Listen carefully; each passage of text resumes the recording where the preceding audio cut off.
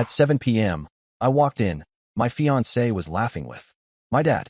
Then she called him babe. I had never been late to my parents' house on a Sunday. My mother was the type to keep the roast warm and the potatoes under foil, and I was the type who hated disappointing her. That night, though, traffic on the interstate was brutal, and by the time I pulled into the driveway, the clock on the dashboard glowed 7 p.m. sharp. I remember grabbing the bottle of wine from the passenger seat, straightening my jacket, and rehearsing in my head how I would tell my parents about the promotion at work. It wasn't official yet, but I had the inside track. My fiancée Clara had told me earlier in the week to make it a surprise. Don't ruin it over the phone, she'd said with that bright smile that always made me feel like the luckiest man in the room. That smile was the last thing I expected to see when I opened the door, and yet there it was, except it wasn't aimed at me. The living room lights were low, a warm glow spreading across the hardwood. My father, Walter, was leaning back on the couch, tie loosened, shoes off, his posture far too relaxed for a man who never allowed himself to be seen out of order. Beside him, Clara sat cross-legged, her hand dangerously close to his. They were laughing. Not the stiff politeness you show to future in-laws, but the kind of laughter that comes when two people share something private. I froze at the entryway. For a second, I wondered if maybe they were watching one of those old sitcom reruns my dad pretended to hate. But then Clara tilted her head back, hair spilling down her shoulders, and said the word that shattered everything. Babe. It slipped out casually, coated in the softness of someone too comfortable. My brain tried to twist it, convince me she was joking, or quoting a line from whatever had made them laugh. But I saw the shift in my father's face. A small smirk tugged at the corner of his mouth, one that was out of place, almost guilty. He didn't correct her. He didn't even flinch. The wine bottle nearly slid out of my hand. My knuckles whitened around its neck as a dozen scenarios crashed through my skull. Did she mean me? Had she forgotten I wasn't in the room? Or had I just stepped into something I was never supposed to witness? I cleared my throat, more to prove to myself that I still existed in that room than to get their attention.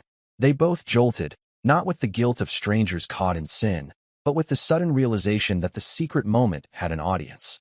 Aaron, my father said, recovering too quickly. You're late. Clara's face drained of color. She tucked a strand of hair behind her ear and gave me a smile that trembled at the edges. We were just waiting for you, she said, her voice pitched higher than usual. The urge to demand answers pulsed at the back of my throat, but years of conditioning kept me in place. My father was a man who controlled every room he entered, and I had spent my life either trying to live up to him or get out from under his shadow. Confronting him wasn't just difficult. It felt like walking into a storm unarmed. Still, I couldn't ignore what I'd heard. Dinner was already set on the table. My mother, Margaret, bustled in from the kitchen, oblivious to the crackle of tension. She carried a tray of bread and shot me a look that said, "Finally." She kissed my cheek and thanked me for bringing the wine, then placed it down without noticing the way my hand shook as I set it beside her. We all sat, the four of us, the perfect family tableau. Except nothing felt perfect anymore. Clara sat across from me, her hands folded in her lap, her eyes darting anywhere but mine. My father carved the roast with mechanical precision, his face the portrait of normalcy, while my mother chattered about a neighbor's new dog. I couldn't hear any of it. My ears were filled with the echo of that one word. Babe. I tried to test the waters, to catch them in a slip. So, I said, stabbing at a potato I had no appetite for. What were you two laughing about when I came in? Clara jumped in before my father could speak. Oh, just something on TV. You know how your dad hates those commercials, and... My father cut her off with a sharp glance. It was subtle, almost imperceptible, but it was enough to freeze her in place. Margaret, oblivious, laughed. Your father hates everything on TV. That's nothing new. The rest of the meal blurred into silence and clinking silverware. I forced bites of roast into my mouth, though they turned to ash on my tongue. I could feel the sweat prickling at the back of my neck, every nerve screaming that something had shifted, that I had stepped into a reality I didn't recognize. When dessert came, I excused myself under the pretense of a work call. In truth, I needed to breathe. I stepped out into the cool night air, gripping my phone like it was a lifeline. The porch creaked under my weight as I sat on the step, my mind replaying every moment of the last hour. Clara calling my father babe. His smirk. Her attempt at covering. His silence. I scrolled aimlessly through my phone just to ground myself, but every vibration of a notification made me flinch. I didn't want answers from a screen. I wanted the truth from the two people sitting in that house, pretending nothing had happened. After a few minutes, I went back inside. The living room was empty. The TV hummed quietly, a commercial flashing across the screen. My mother was in the kitchen, humming as she wrapped leftovers. From upstairs came the muffled sound of voices. My stomach twisted. I knew those voices. I climbed the staircase slowly, each creak of wood betraying me. At the top, I stopped outside the guest bedroom. The door was cracked open just enough to let the light spill across the hall. Clara's voice, hushed, urgent. He almost heard me. I slipped. My father's reply, low and controlled. Then you'd better be more careful. He can't know. Not yet. The floor tilted beneath me. The world I thought I knew collapsed in on itself. I didn't push the door open. I didn't burst in. Something in me said, wait. Listen. That was the moment my role shifted. No longer just the betrayed, but the observer. The detective. And that was only the beginning. The ride back to my apartment that night felt like driving through fog. The city lights stretched into streaks, horns blared without meaning, and my phone buzzed a few times in my pocket, but I didn't check. My hands were locked on the steering wheel, my head drowning in the echo of that single word Clara had used. Babe. My fiancé calling my father that word wasn't just a slip. It was the kind of mistake people make when their secret becomes their comfort. When I finally stepped inside my apartment, the air felt too still, as though it were waiting for me to acknowledge the truth I had overheard upstairs.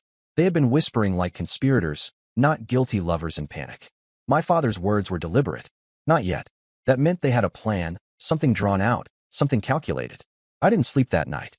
I sat in the armchair staring at the muted television, the shadows of commercials flickering across the walls. By morning, I knew I couldn't play dumb. Confronting them head-on would lead nowhere. Both of them were too good at controlling narratives. If I accused them without proof, I'd become the paranoid son and insecure fiancé. They would twist it back on me. I needed evidence. Clara had left her purse on the couch when she stormed out of my place the night before, claiming she was tired. She'd driven separately to dinner, which struck me as unusual at the time, but I hadn't questioned it. Her purse sat there, slouched against the cushion. My chest tightened as I picked it up, debating whether to cross the line between respect and survival. Inside was her phone. She never let it out of her sight. I knew her passcode, though. She'd given it to me months earlier when she wanted me to change the playlist during a drive. My fingers trembled as I tapped it in. The screen unlocked, opening the gateway I never should have entered but had no choice but to explore. The messages were the first thing I checked. Most threads looked normal, friends from work, her sister, some group chats. Then I noticed one buried lower than expected, saved under the name Gina. Clara didn't have a friend named Gina. I opened it. My stomach dropped. The messages weren't from a woman. They were from my father. The thread stretched back months. It started subtly, compliments about how beautiful she looked at family gatherings, jokes about how Aaron, me, never noticed certain things. Then the tone shifted. Hidden inside casual exchanges were phrases that no father-in-law should ever send. They met at hotels, the names of which were shortened into codes only they would understand. There were pictures, too, not explicit, but intimate enough to send a chill through me. Clara, taking a mirror selfie, lips slightly parted, with a caption meant for him. My father responding with emojis that didn't belong in a father-son dynamic. I closed the thread, while rising in my throat. This wasn't speculation anymore. This was betrayal written out in text. I checked her calendar next. Several work dinners lined up perfectly with the weeks my father had claimed to be away on business trips. One location pin remained in her map's history, an address that matched a hotel 10 miles from my parents' home. The date was from 2 weeks ago, a Tuesday. I'd worked late. She had texted me that night saying she was exhausted and heading to bed early. My hands shook as I placed the phone back in her purse. That morning, Clara showed up to retrieve it. Her smile was carefully crafted, her tone casual, but her eyes flickered with something sharper. She must have known she'd left it. Maybe she worried I had looked. She asked how I slept. I lied and said fine. She kissed my cheek, thanked me for holding onto her purse, and left with a softness that didn't reach her eyes. The walls of my apartment pressed in. I needed to breathe, needed to think. That evening, I drove to the hotel address pinned in her map's history. The building loomed like a monument to secrets, its neon sign buzzing faintly against the twilight.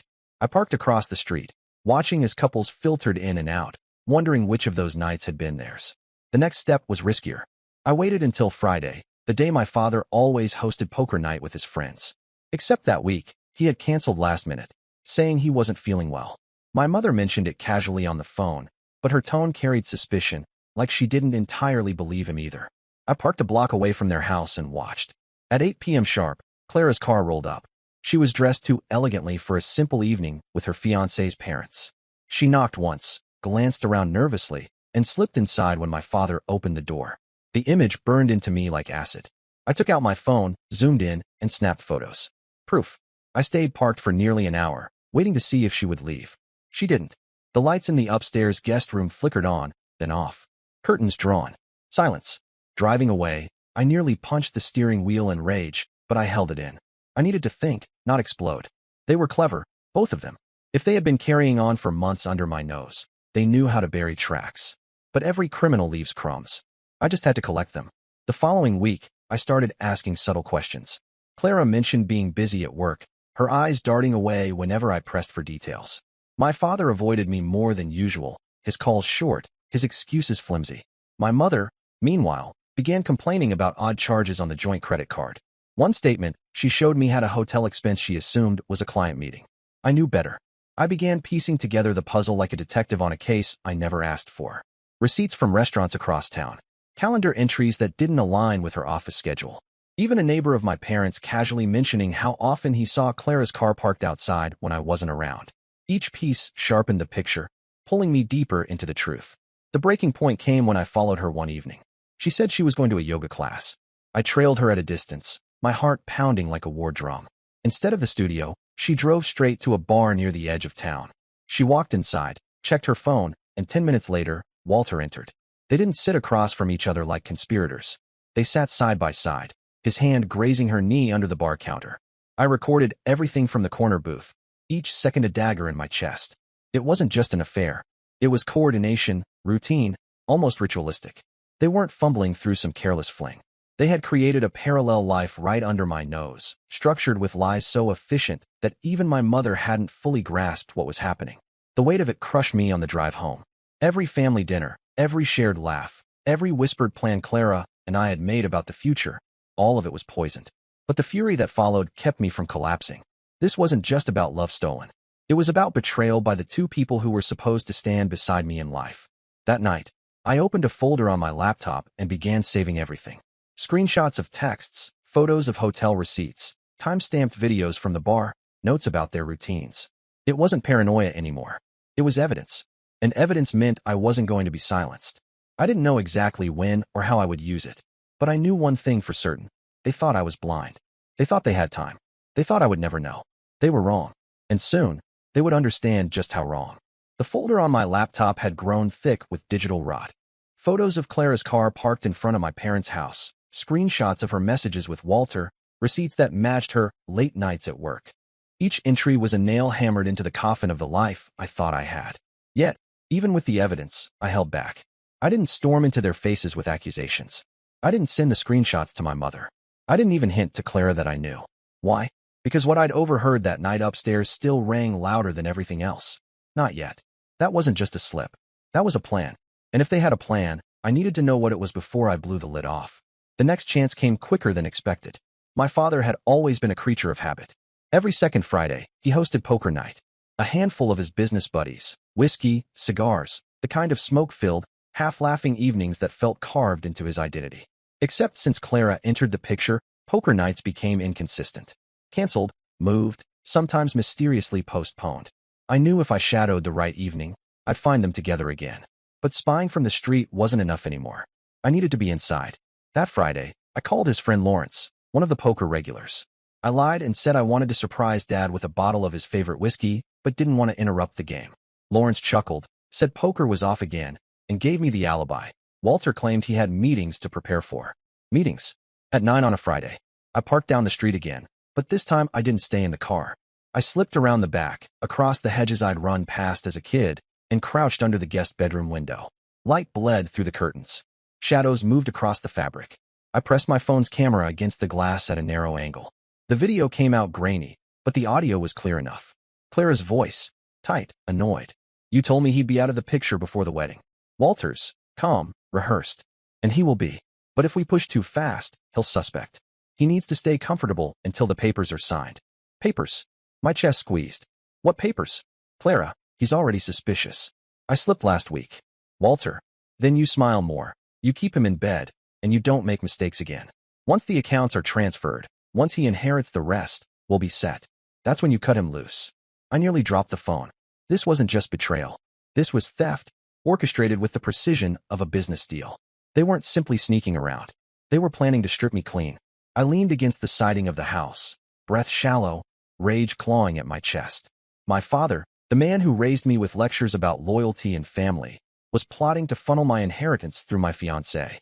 And Clara, who once cried in my arms about building a home together, was agreeing to gut me financially while pretending to plan our wedding. I stayed crouched until the light clicked off and silence settled. My legs cramped, my hands numb, but my resolve sharpened. Now I knew the stakes. They weren't just playing with my heart. They were playing with my future.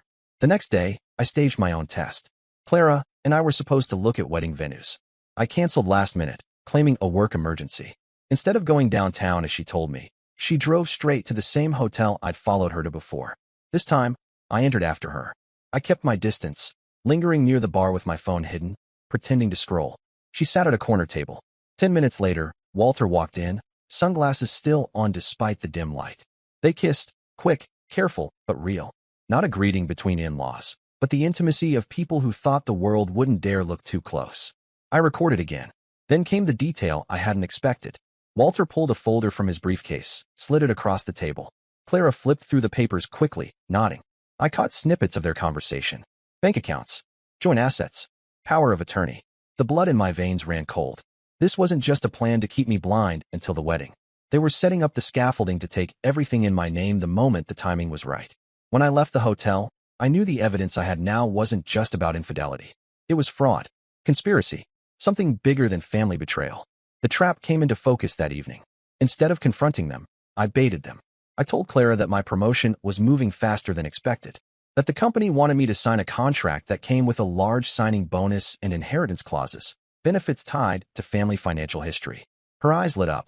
She asked a few too specific questions, like whether my parents would be notified of the documents. I answered vaguely, watching her catalog the information in her head. 2 days later, I found out my father had called my company. He framed it as a proud father checking in, but I knew better. He wanted confirmation.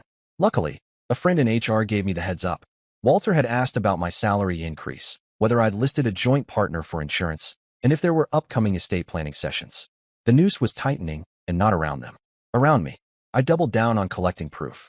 I placed a discreet recording device in my parents' study when my father invited me over under the guise of discussing the wedding budget. He excused himself for a phone call, leaving me to look over some documents on his desk. I didn't touch them. Instead, the device stayed rolling. Later, listening to the audio, my heart slammed against my ribs. Walter's voice was clear as day. Once the funds transfer, we'll reroute it through her account. He'll be too shocked to fight it. Her account. Clara's. The puzzle was complete. My fiancé and my father were colluding not just to betray me, but to dismantle me. They had the timing, the method, and the arrogance to think I would never see it coming. But now I did. I wasn't going to rush it. Bursting in with accusations would hand them the narrative.